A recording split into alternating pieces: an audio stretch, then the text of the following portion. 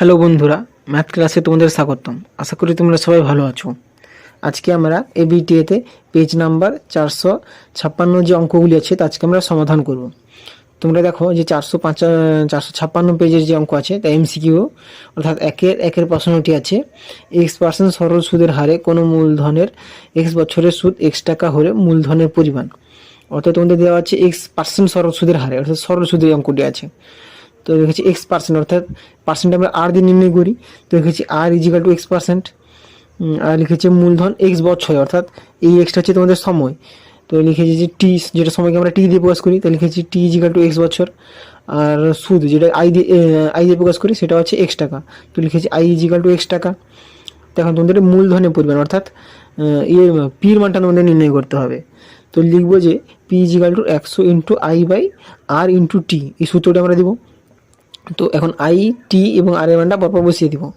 লিখেছি 100 into I, আইয়ের মান তোমাদের ছিল এক্স, আর এর মানও এক্স, আর টির মানও এক্স। এখন এই এক্স আর এই এক্স কাটা যাবে, এখন বাকি থাকবে তোমাদের 100 বাই এক্স টাকা, যেটা হবে তোমাদের অপশান হবে সি। এরপর তোমরা 1-2 প্রশ্নটি দেখো। তোমাদের যে 1-2 প্রশ্নটি আছে সেটা হচ্ছে x square plus b x plus c equal to 0, যেখানে এ নট ইজিক্যাল টু 0 সমীকরণের বীজদ্বয় সমান হলে বীজদ্বয় যদি সমান হয় তাহলে এটা নির্ণয় করতে হবে, এটা সমাধান করতে হবে। তখন আমরা সমাধান করার ক্ষেত্রে লিখব যে বীজদ্বয় সমান হলে সেই যে সূত্রটি আছে বীজদ্বয় যদি সমান হয়, অর্থাৎ x square plus b x plus c যদি সমীকরণের বীজদ্বয় যদি সমান হয় তার একটা সূত্র আছে। সূত্রটি হচ্ছে যে b square minus 4ac equal to 0। তো তোমাদের বি হচ্ছে এখন এই বি লিখেছি বি, আর তাহলে এই যে 4ac, এটা যে -4ac, এটাকে এই পাশে নিয়ে যাবো সমানে, কারণ এই পাশে মাইনাস আছে আর এই পাশে প্লাস চলে আসবে, লিখেছি প্লাস 4ac। এবং যদি আমরা সি লিখতে যাই, কারণ সি দিয়ে তোমাদের অপশানে আছে, তো লিখবো যে c equal to b square by 4a, অর্থাৎ অপশান হবে তোমাদের ডি। এরপরে প্রশ্নটি দেখো 1-3 তো 1-3 প্রশ্ন আছে এ বি সি ডি বৃত্তস্থ চতুর্ভুজের এ বি বৃত্তের ব্যাস এবং কোণ এ সি ডি হচ্ছে 50 ডিগ্রি হলে কোণ বি এ ডি এর মান। তো ওটা প্রথমে আমরা বৃত্ত এঁকে নিয়েছি, এবার তার ভিতরে একটা এবিসিডি বৃত্তস্থ চতুর্ভুজ এঁকে নিয়েছি। এই চতুর্ভুজ, এই যে এবিসিডি, যার বলেছে কোণ এ সি ডি, এই যে কোণ এ সি ডি, অর্থাৎ এই কোণটা বলেছে 50 ডিগ্রি।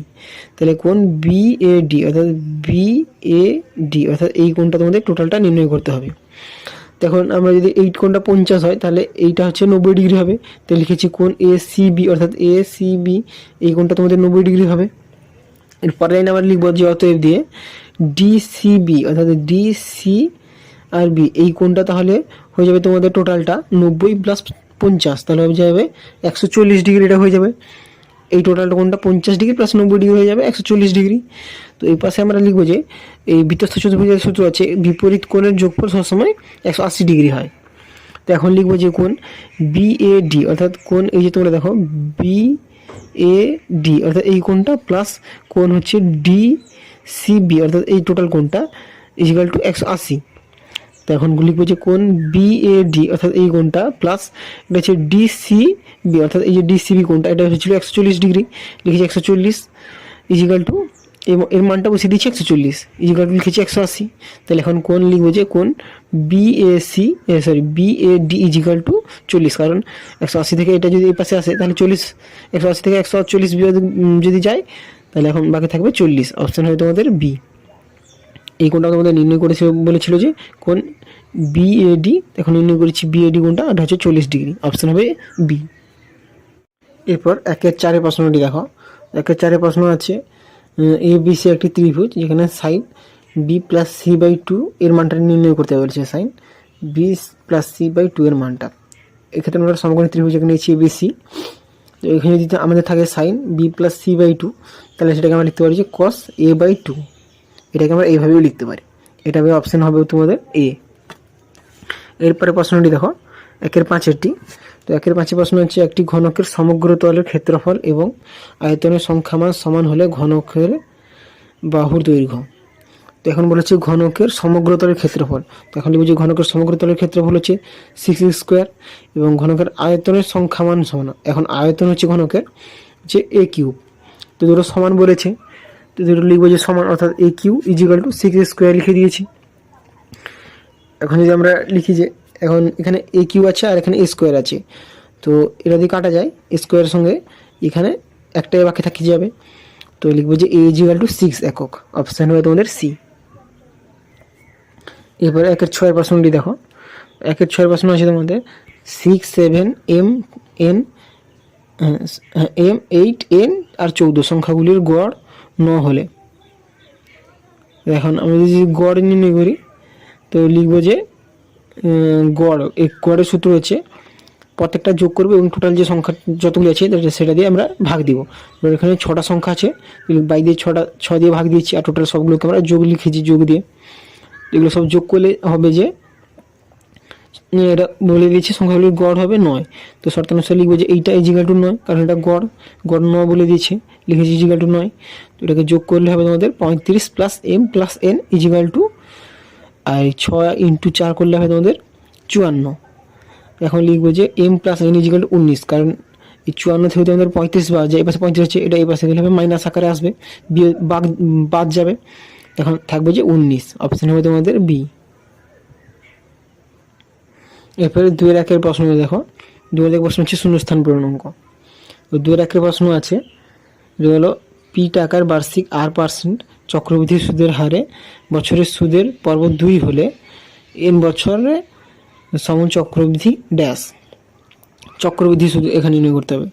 এই সূত্র হচ্ছে P whole into 1 plus R by 100। এখানে N থাকে, যেহেতু আমাদের সুদের পর্ব 2 দেওয়া আছে তাই এখন লিখবো যে 2N, এর দ্বিগুণ হয়ে যাবে, কারণ এখানে সুদের পর্ব 2 আছে তাই এখানে হবে 2N। এটাই উত্তর হবে তোমাদের। তারপরে প্রশ্নটি দেখো, অর্থাৎ 2-2 প্রশ্নটি।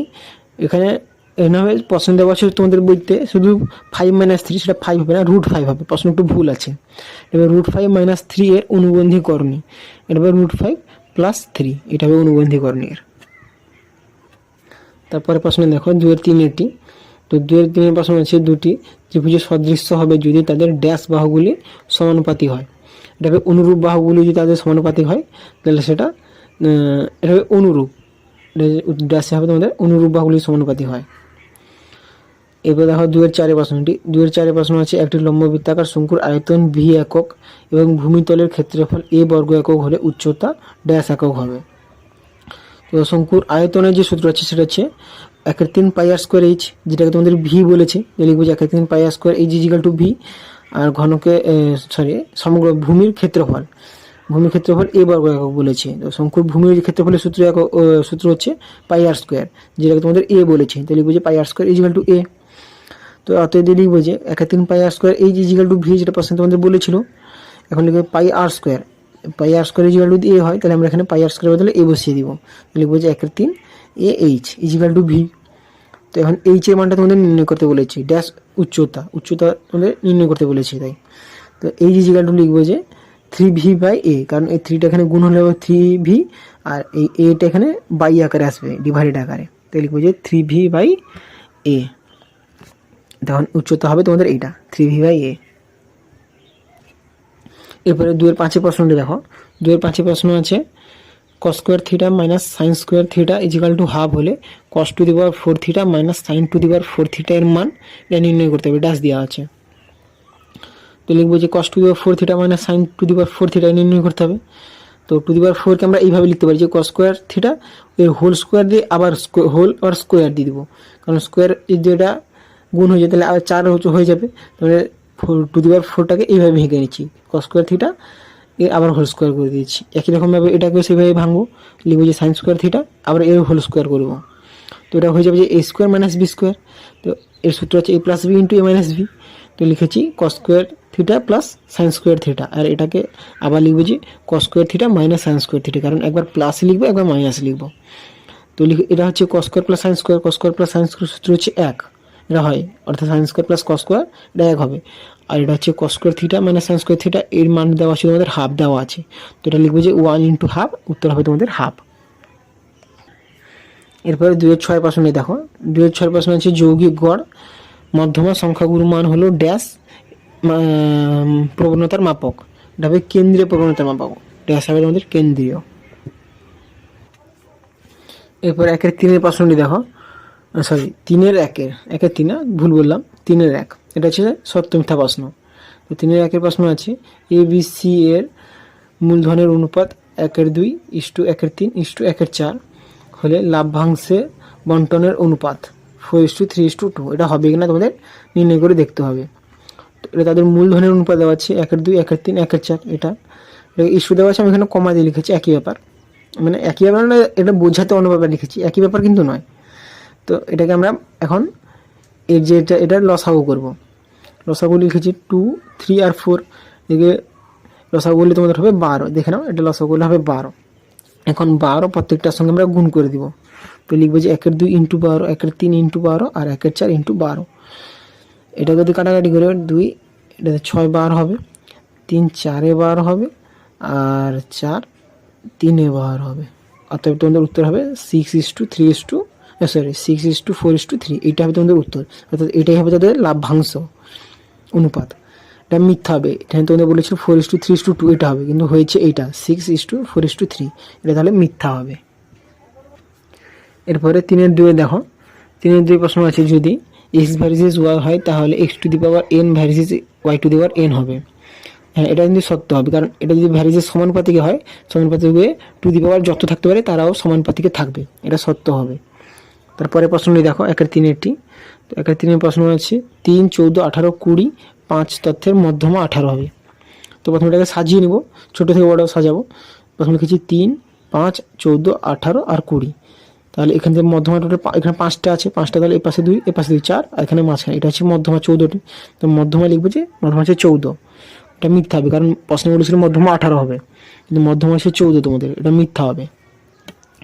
তারপরে প্রশ্নটি দেখো 1/4-এরটি, 3-4। তো 3-4 প্রশ্ন আছে একটি বৃত্তের বৃত্তস্থ একটি বিন্দু পি বৃত্তের অঙ্কিত কোনো স্পর্শক পি বিন্দুগামী হবে। তো এটা বৃত্ত এঁকে নিয়েছি, এর এখানে একটা বিন্দু পি ধরেছি, এখানে স্পর্শক পি বিন্দুগামী হবে। হ্যাঁ হবে, আমি এখানে মধ্যম মাঝখানে ধরেছি বলে এখানে স্পর্শ হতে পারবে না, কিন্তু তোমরা যদি এইখানে ধরো বা এইখানে ধরো ভিতরে, তো সেক্ষেত্রে আমরা এখানে একটা স্পর্শ আঁকতে পারবো। এই দেখো, একটা স্পর্শ আঁকতে পারছি। তো এটা পি বিন্দু, এখান থেকে আমরা এটাকে পি বিন্দু ধরি, তো এখানে একটা স্পর্শ আঁকতে পারবো, এটা পি বিন্দুগামী স্পর্শক হবে, তাহলে এটা সত্য হবে তোমাদের। এরপরে 3-5 প্রশ্নটি দেখো, 3-5 প্রশ্ন হচ্ছে sin² θ = 1 হলে cos² = 1। এটা কিন্তু মিথ্যা হবে, sin² θ 1 হলে cos² θ কোনদিন 1 হবে না, আলাদা মান হবে, এটা মিথ্যা হবে। এবার 3-6 প্রশ্নটি দেখো, 3-6 প্রশ্ন হচ্ছে একটি গোলকের ব্যাসার্ধ দ্বিগুণ হলে গোলকটির আয়তন প্রথম গোলকের আয়তনের দ্বিগুণ হবে। তো এটা নির্ণয় করে দেখবো হচ্ছে কিনা। তো এখন লিখব যে বর্তমান ব্যাসার্ধ দ্বিগুণ করে প্রশ্ন লিখেছে, দ্বিগুণ হবে, তো লিখব যে 2r, আর গোলকের আয়তনের সূত্র হচ্ছে 4/3 ভুল বললাম, গোলকের আয়তন হবে 4/3 πr²। এটা হবে তোমাদের গোলকের আয়তনের সূত্র 4/3 πr²। তো লিখবো যে বর্তমান আয়তন, লিখব 4/3 π, আর এখানে আরটা বর্তমান হচ্ছে দ্বিগুণ করা হচ্ছে 2r, তো লিখবো যে 2r²। এটা যদি এই পাশে লিখি, তো 2 করবে 4, তো আগে লিখেছি 4 × 4/3 π, আর এই r² তো r²ই হবে, লিখেছি 4/3 πr²। তো এটা 4/3 πr², দেখো আর আগের ছিল 4/3 πr², একই হয়েছে, কিন্তু তার সামনে একটা 4 গুণ হয়েছে, অর্থাৎ এটা 4 গুণ বৃদ্ধি পেয়েছে। কিন্তু তোমাদের প্রশ্ন বলেছিল দ্বিগুণ বৃদ্ধি হবে, দ্বিগুণ বৃদ্ধি পায়নি, 4 গুণ বৃদ্ধি পেয়েছে, অতএব এটাও তোমাদের মিথ্যা হবে। তো আজকে এতটাই থাক, এরপরের ক্লাসগুলি আমরা, অর্থাৎ পরের পেজগুলি পরের ক্লাসে করব। তোমাদের ক্লাসটি কেমন লেগেছে কমেন্ট করে জানাও, এবং তোমরা যারা এর আগের ক্লাসগুলি দেখোনি তোমরা ডেসক্রিপশনে গিয়ে দেখে নিতে পারো, সেখানে আমি লিঙ্ক দিয়ে দিব।